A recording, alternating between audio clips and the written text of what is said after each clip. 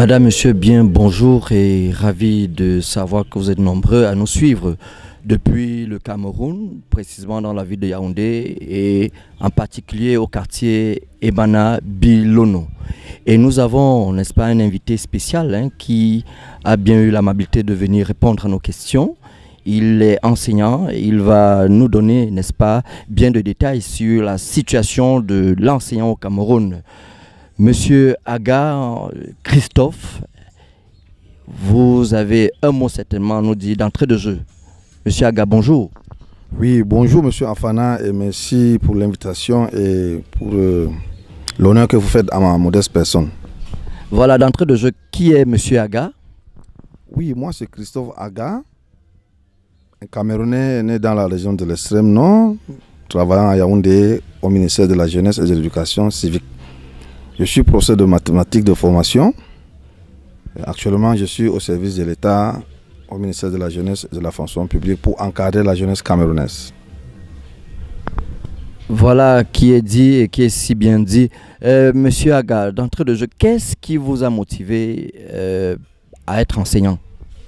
Il s'agit d'une question de vocation. Je suis un enseignant par vocation. Dès mon enfance, j'ai beaucoup admiré mes enseignants du primaire. Cela m'a toujours amené à pousser à leur dire que monsieur, je serai comme vous. Monsieur, je serai comme vous. Je prends comme exemple monsieur Ouegasson qui m'a enseigné au cours moyen 1. Ça, ma façon de faire m'avait beaucoup plu et je lui ai dit monsieur, je serai enseignant comme vous. Ensuite, arrivé au lycée, j'ai rencontré encore un autre enseignant de mathématiques au nom de monsieur Amalega François. Et ce monsieur m'avait tellement impressionné avec sa façon de faire. Quand il arrivait dans la salle de classe, il avait juste à main 3 ou 4 bâtons de craie. Il n'avait aucun document et il dispensait les cours de mathématiques. C'est à ce moment-là que moi aussi, je lui ai dit, ça c'est là, je vous parle de la classe de 3e, il dit, monsieur, moi je serai professeur comme vous. Il a dit, mon fils, je t'encourage beaucoup, ça c'est bien. J'espère que tu seras enseignant comme moi parce que tu aimes l'enseignement et non parce que tu veux avoir ton pain quotidien. Je lui ai dit que monsieur, on verra. C'est comme ça que je me suis lancé en seconde C, première C, terminale C, université mathématiques, et ainsi de suite. Où j'ai eu ma licence, je suis entré à l'école normale, je suis sorti professeur de lycée. Ensuite, j'ai continué pour avoir un 2 en mathématiques. Toujours dans la même université de Yaoundé 1. Voilà en quelque sorte ce qui m'a motivé à être enseignant. Un profil, un cursus scolaire, n'est-ce pas, qui frise avec la perfection. Mais qu'est-ce que vous avez de semblable, n'est-ce pas, de ces enseignants qui ont été pour vous des modèles? Oui, modèle parce que je fais exactement comme surtout mon professeur de mathématiques du lycée. Classique et moderne de Yagua, M. Amalega François, parce que quand j'étais au lycée, j'ai enseigné exactement comme lui. C'est-à-dire, pas de documents en main, il faut juste la craie. Et quand on donne cours de mathématiques, ça doit être limpide. C'est-à-dire, quand on arrive en classe, on doit expliquer d'abord le chapitre. Ensuite, on introduit par une activité. On définit les termes mathématiques. On donne les exemples, on donne les exercices, on donne les corrections. Donc, on énumérait ça de la sorte. Activité, correction de l'activité, définition, exemple, exercice, solution. Propriété, démonstration. Corollaire, ainsi de suite. Donc j'ai fait exactement comme lui quand j'étais au lycée. Bien. Autre question. Est-ce que le métier d'enseignant est-il accessible à tous aujourd'hui si on vous posait cette question? Le métier d'enseignant, c'est un métier très noble. N'enseigne pas qui veut, mais qui peut. D'ailleurs, on est enseignant, on ne devient pas enseignant. C'est pourquoi vous voyez plusieurs enseignants, n'est-ce pas, sont en train de faire dans la cacophonie. Pour enseigner, il faut avoir un don. Il faut avoir ce qu'on appelle le don, c'est ce qu'on appelle la vocation. On est avec ça. Bon, le métier d'enseignant, on peut aussi apprendre à enseigner. Parce que ce n'est pas tout le monde qui naît avec le don, mais on peut aussi apprendre à enseigner. Étant donné que je parle de l'enseignement formel. Je parle de l'enseignement formel parce que tout le monde est enseignant à son niveau. Je parle de l'enseignement formel. C'est un don, en fait. Mais tout le monde peut apprendre aussi à enseigner, c'est possible. Tout à fait. Tout le monde peut enseigner et chacun enseigne à son niveau, comme vous l'avez si bien souligné. Et comment avez-vous cerné, n'est-ce pas, votre détachement, à dire partant d'enseignants titulaires de classe au ministère? Comment cette progression-là, cette transition-là s'est effectuée? Cette transition s'est effectuée par la mesure où j'ai aussi suivi une formation parallèle, c'est-à-dire en management des administrations. Après avoir fait un master en management des administrations, j'ai eu, n'est-ce pas, la chance de rencontrer un ministre. Et quand nous avons discuté un peu, il a vu que j'avais le profil qu'il lui voulait. Et il a demandé à son collègue, à son homologue ministre de me mettre à sa disposition. C'est comme ça que je me retrouve donc au ministère de la Jeunesse comme responsable, s'occupant, n'est-ce pas, de l'encadrement de la jeunesse.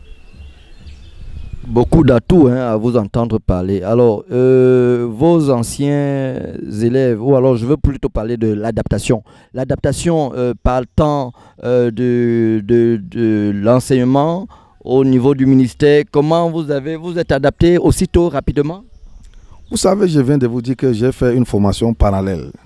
Quand on dit management, c'est la gestion. Quand on est manager, on s'adapte à toutes les situations. Même si vous me demandez d'aller travailler avec les marins dans l'eau, je saurais comment, n'est-ce pas, les prendre en main. Donc l'adaptation a été très fluide, il n'y a pas eu de problème, puisque j'ai été formé pour ça. Et au jour d'aujourd'hui, vos anciens élèves, quel rapport entretenez-vous avec vos collègues également, anciens collègues, anciens élèves? Comment ça se passe aujourd'hui? La plupart de mes élèves ne m'ont pas oublié. Je dis ça pourquoi? Parce que quand je m'assois dans un carrefour, je rencontre plus de 1000 à chaque fois que je m'assois dans un carrefour. Je reçois des coups de fil chaque jour. Vous savez qu'il y a aussi les réseaux sociaux. Ils me cherchent sur les réseaux sociaux, ils m'envoient l'invitation. Comme je connais tous les noms de mes élèves, j'accepte et nous discutons. J'ai de très bonnes relations avec eux parce que moi j'enseigne par vocation. Vous savez que de nos jours, les enseignants versent dans la gabégie.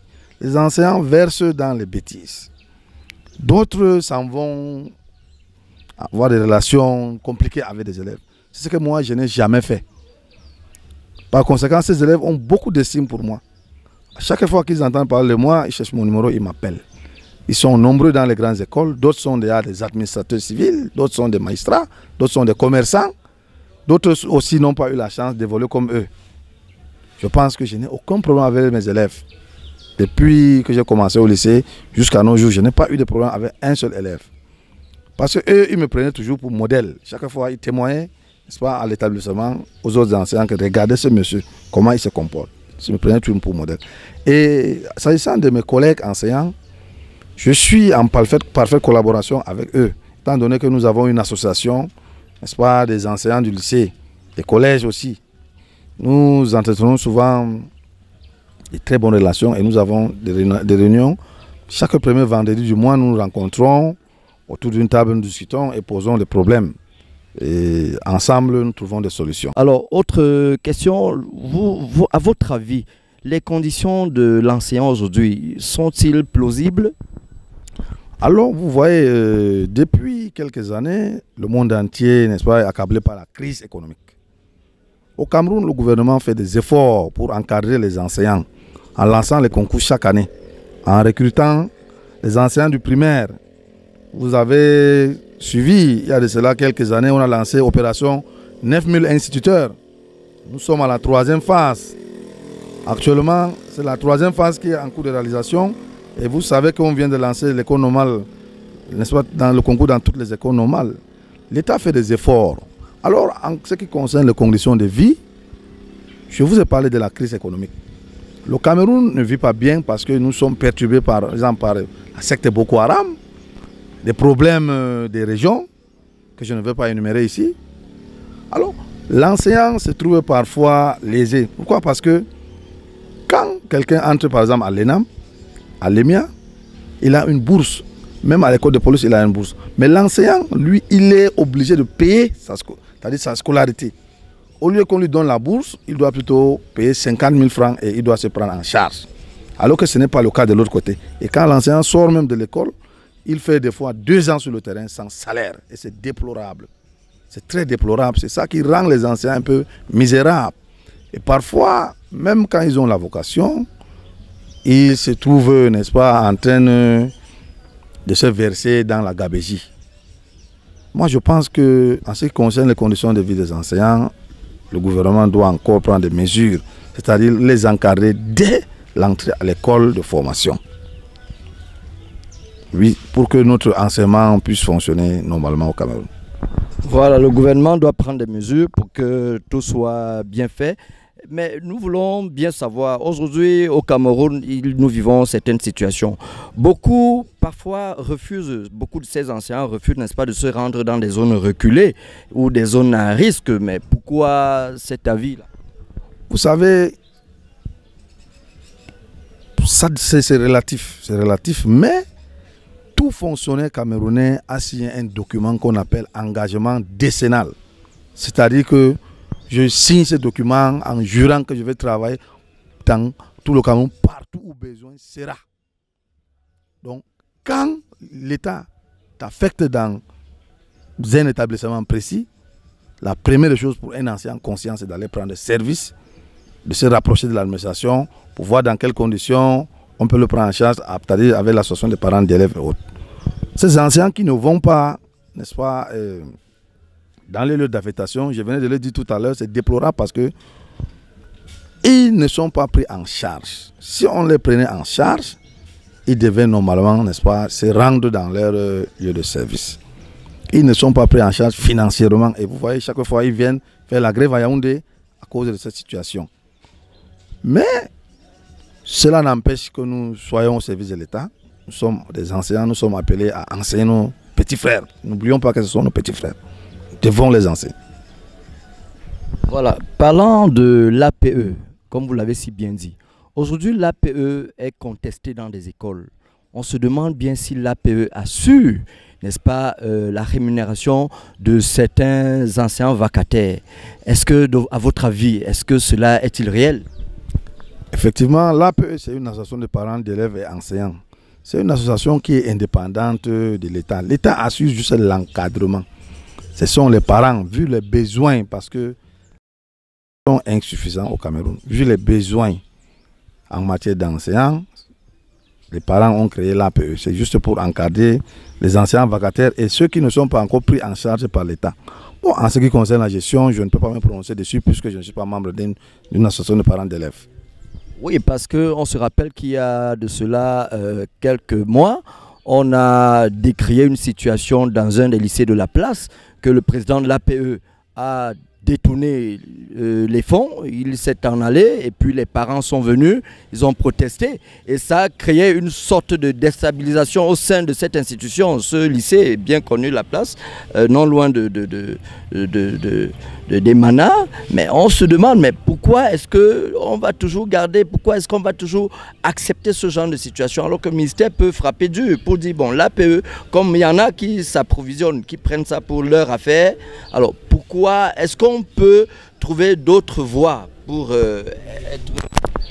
Bon, quand moi j'étais au lycée, le président de l'APE était un parent qui a au moins un élève dans l'établissement. Mais, pour plus de sécurité, le proviseur du lycée Autant avait désigné l'intendant comme le caissier de l'APE. Ce qui fait que pour qu'un agent sorte des caisses de l'APE, il faudrait que le proviseur soit avisé avant que les fonds ne sortent. Mais si on remet les fonds entre les mains des gens parce qu'ils sont parents d'élèves, ils peuvent s'enfuir avec, c'est normal. Moi je pense qu'il faut plutôt responsabiliser l'intendant du lycée qui doit tenir la caisse ou encore le proviseur qui doit tenir la caisse et, n'est-ce pas, nommer ou encore élire les membres de l'APE qui doivent à chaque mois faire, n'est-ce pas, la comptabilité et c'est-à-dire produire des documents comptables justifiant, n'est-ce pas, leur gestion. Voilà qui est bien dit et pour terminer, n'est-ce pas, cette interview, nous allons vous poser la toute dernière question. Quel conseil allez-vous donner aujourd'hui à un étudiant qui envisage faire carrière dans ce métier, dans votre métier? Moi, je demande juste à un étudiant ou encore à un élève qui veut faire carrière dans l'enseignement, n'est-ce pas, de ne pas se décourager. L'enseignement, c'est un métier noble. On n'enseigne pas parce qu'on cherche son pain quotidien, mais on enseigne parce qu'on se soucie des enfants, parce qu'on se soucie de sa patrie. Je les encourage beaucoup Même s'ils ont des difficultés, ce qui est sûr, nous sommes dans un état, ça va s'arranger un jour. Je les encourage beaucoup, qu'ils aient de l'avant. Oui, un mot pour dire un mot sur la situation, n'est-ce pas, qui se passe au sud-ouest et au nord-ouest Cameroun. Mais quel est, à votre avis, quand on a la pensée, n'est-ce pas, de ces anciens qui sont là-bas, qui errent parce qu'on se dit il n'y a pas classe, les enfants sont tout le temps renvoyés dans leur domicile. Mais à votre avis, est-ce que cette situation va perdurer? Est-ce que cette situation va continuer à laisser croire qu'on a des enfants qui vont passer une année comme ça blanche? Moi, je voudrais, n'est-ce pas, demander, n'est-ce pas, à nos frères qui se disent de la zone anglophone, parce que nous sommes tous des Camerounais, de revenir à des bons sentiments. Parce que regardez bien la situation en Centrafrique, en Libye, en Côte d'Ivoire. Ce sont ces Occidentaux, n'est-ce pas, qui viennent mettre des virus dans nos pays pour nous déstabiliser et afin de récolter nos matières premières. Ce qui se passe dans la zone sud-ouest, nord-ouest, ça relève juste d'un besoin d'exploitation de pétrole, en tout cas des minéraux. Qu'ils fassent très attention, le mieux c'est de s'asseoir sur une table et faire une concertation nationale et de voir quel est réellement le problème. Quel est réellement le problème? S'il s'agit de sous-développement, le sous-développement il est partout au Cameroun. Moi par exemple dans ma zone à l'extrême nord, pour aller dans mon village, à 30 km, il faut faire environ 4 heures de temps, alors que c'est à 30 km. Vous voyez, ce n'est pas seulement un problème spécifique à cette zone. Ce problème est général. Il faudrait que le président de la République, son excellent Paul Biya, fasse asseoir les gens autour d'une table et trouver une solution adéquate à ce problème. En ce qui concerne les enseignants, ils ne peuvent que s'aligner, puisque quand ils vont dans les salles de classe, on cherche à les tuer. Donc c'est le gouvernement qui doit prendre la chose en main, faire asseoir nos frères. Mais je demande à nos frères de prendre conscience. Parce que si cette situation perdure, je pense que notre pays sera déstabilisé. Complètement, il sera déstabilisé. Et ils vont regretter comme nous sommes en train de, les Libyens sont en train de regretter aujourd'hui, comme les Centrafricains le font aujourd'hui. Voilà, merci Monsieur Aga. Ce message n'est pas passé dans les oreilles des sourds. Je crois que ce sera relayé au niveau de votre hiérarchie et nous allons, n'est-ce pas, d'ici peu trouver des solutions adéquates pour résoudre le problème de cette zone anglophone. Merci de nous avoir suivis. Mot de fin, pour votre mot de fin. C'est moi qui vous remercie. Et merci beaucoup à tout le monde. Je vous remercie. Salut les amis et merci d'avoir visité ma chaîne YouTube. N'oubliez pas d'abonner, partager, liker et appuyer sur la cloche de notification. Merci beaucoup et passez une bonne journée. Ciao.